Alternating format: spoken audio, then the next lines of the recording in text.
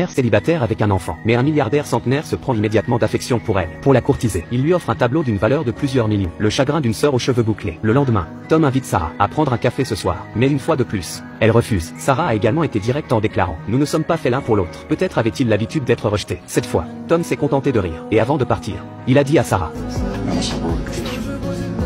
avec un homme aussi merveilleux, Sarah ne savait pas combien de temps elle pourrait tenir le coup. Mais elle était une mère célibataire avec un enfant. Et Tom est un célibataire avec $1 milliard.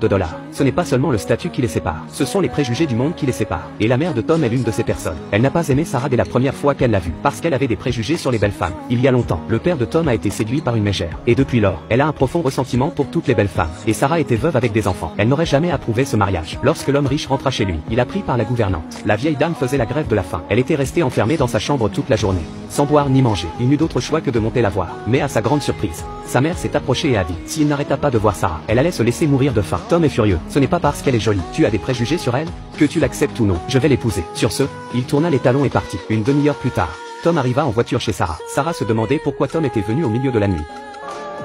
بدي زيدها شوي لما الموضوع بيتعلق فيكي سارة. أكيد.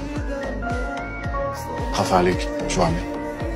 Pendant ce temps, chez Léo, l'ancien beau-père de Sarah, Léo a eu une crise cardiaque et a été pris de convulsions. Il était en train de mourir. La famille est tellement choquée qu'elle appelle une ambulance. Le temps d'arriver à l'hôpital, l'ex-belle-mère de Sarah, qui avait toujours été gentille avec elle, a appelé Sarah. Elle a appelé Sarah. Sarah a dit qu'elle irait à l'hôpital tout de suite. Tom a également dit qu'il avait quelqu'un à l'hôpital. Il y emmènerait Sarah. Avant de partir, il a demandé à ses hommes de surveiller la maison. Une fois arrivé à l'hôpital, Sarah réconfortait la famille qui pleurait. Tom a emmené avec lui le meilleur médecin de l'hôpital. On lui a demandé de s'occuper de Léo. Le lendemain, Tom reçut un nouvel appel de la maison. La nounou a regardé Madame Fou qui était bien vivante. Elle a dit que la vieille dame était toujours enfermée dans sa chambre. Elle n'avait pas bu d'eau depuis ce matin. Tom a dit à la nounou de s'en occuper. Il était trop occupé pour se préoccuper d'elle maintenant. Le lancement du nouveau produit de l'entreprise a lieu demain. Mais ce à quoi Tom ne s'attendait pas, c'est que, le lendemain, lors de la cérémonie de lancement, sa mère a réprimandé Sarah sur le champ.